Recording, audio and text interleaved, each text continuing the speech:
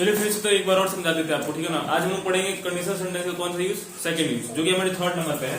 और इसमें हमारा जो सिचुएशन होता है वो हमारा क्या होता है, प्रेजेंट में और फ्यूचर की एक्टिविटी को हम इसमें एक्सप्रेस करते हैं। लेकिन जो हमारा कार्य होता है वो हमारा अनरियल होता है, मतलब अवास्तविक होता है, मतलब कि वो रियल नहीं होता, सच्ची घटना नहीं होती है। जैसे हम अभी देखिए, आप एक सेंटेंस हम ऑलरेडी बना चुके हैं और इसका स्ट्रक्चर है subject plus if plus past simple past और सब्जेक्ट प्लस वुड प्लस जो भी हमारा एक्टिविटी रहेगा उस पर हम क्या करेंगे, बनाएंगे। तो पहला सेंटेंस लिखे, अगर आप मुझसे बात करते तो मैं आपसे बात करता। तो if you talked to me I would talk to you, ठीक है ना। तो देखिए वुड के बाद क्या कर दिया, हमारा जो एक्शन है तो बात करना है तो वहां पर टॉक लगा दिए। अब देखिए जो हमारा दूसरा सेंटेंस हो गया है, यदि मैं ज्ञानी होता तो मैं सबको पढ़ाता, ठीक है। तो क्या बोलेंगे, if I were a scholar, S C H L S C H L A R होगा ना जी, हाँ S C H O L A R. If I were a scholar तो मैं सबको पढ़ाता, देन आई के साथ क्या लगा देंगे, वुड लगा देंगे, देन आई वुड टीच, सबको का क्या हो जाएगा, एवरीवन हो जाएगा। If I were a scholar then I would teach everyone. अब देखिए अगला सेंटेंस लिखे, अगर मेरे पास पैसा होता, तो अगर मैं आपको बताऊं कि जब हमारे पास में पैसा था या होता, मैं आपको बता रहा था, तुम क्या कर देते, हेड लगा देते, आपको पता है। तो अगर मेरे पास पैसा होता तो मैं सबकी मदद करता या मैं आपकी मदद करता। तो क्या हो जाएगा, अगर मेरे पास पैसा तो क्या हो जाएगा, इफ आई हैड मनी, है ना, इफ आई हैड मनी। अब देखिए अब आप सोचेंगे अब हेड क्यों नहीं, क्योंकि भाई हम आप क्या लिखे हैं, सिंपल पास्ट लिखे, और सिंपल पास्ट ही तो है ये। तो क्या बोलेंगे, इफ आई हैड मनी तो मैं आपकी मदद करता, क्या हो जाएगा, आई से क्या लगा देंगे, वुड लगा देंगे, then I would help you. मदद करने का हेल्प होता है और आपका क्या हो जाएगा, यू हो जाएगा। अब जो हमारा लास्ट सेंटेंस है वो भी हमारा सेकंड कंडीशनल सेंटेंस पे है, जो कि हमारा प्रेजेंट फ्यूचर अनरियल सिचुएशन।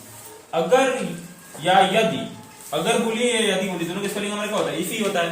तो यदि आप मुझे अच्छी सलाह देते तो मैं आपका बहुत आभारी होता। तो क्या हो जाएगा, इफ यू गिव हो जाएगा ना यहाँ पे, if you give me good advice, if you give me good advice then क्या हो जाएगा, if you give me good advice then मैं आपका बहुत आभारी होता। तो क्या हो जाएगा, I would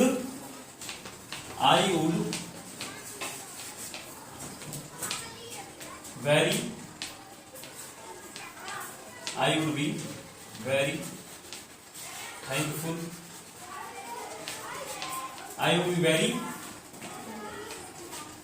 thankful of you.